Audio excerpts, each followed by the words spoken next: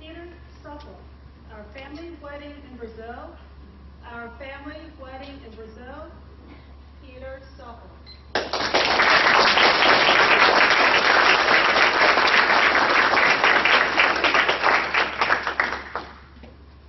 Fellow Toastmasters, welcome guests. Our family trip to Brazil. The time where we look forward to relax, recharge our batteries, quality time with family. And as you would expect, it starts with the flight to Brazil, a 10-hour flight, and that's just the first leg. Seated in the chair comfortably, wasn't about 30 minutes after takeoff that I get a motion from my wife and her sisters that I needed to come over and see it. And they pointed to the back of the plane saying that I needed to go take care of something. My first assignment. Apparently there was some commotion going on in the back of the plane. I walked down there, and sure enough, there's my brother-in-law. Looked like a caged animal, pacing back and forth in the back of the plane. When he saw me, he looked at me and said, "Peter, you gotta help me."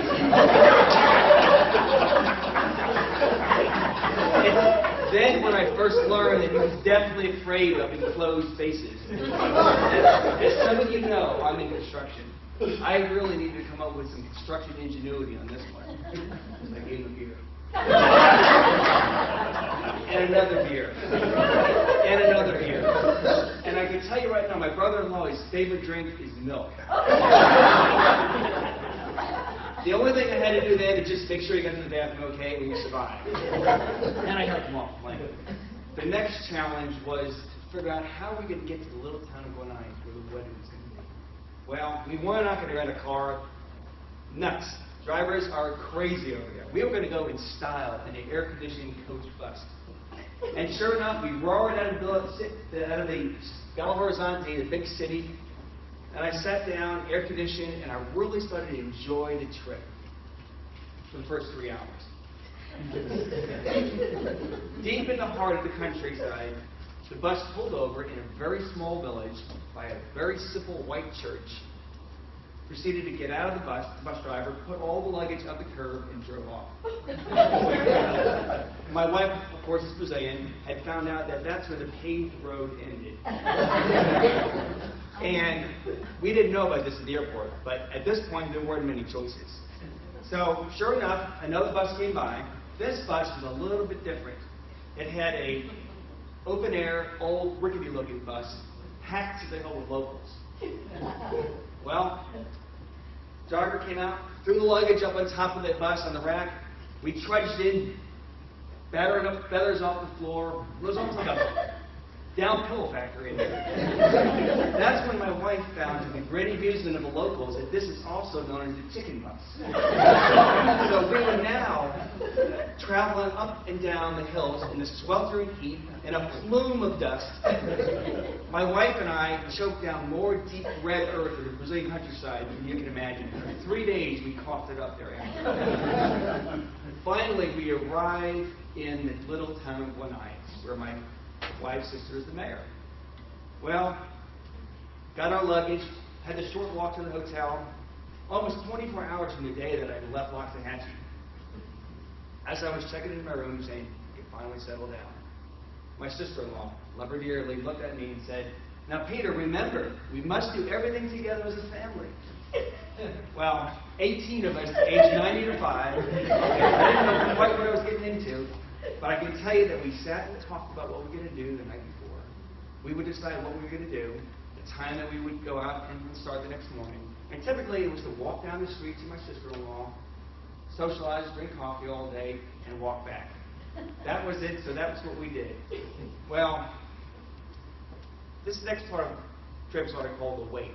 And that lasted 10 or 12 days. What happened was, my wife and I are very punctual. We'd get up, we'd get breakfast, we'd get out on the curb, we'd sit and wait, 8 o'clock.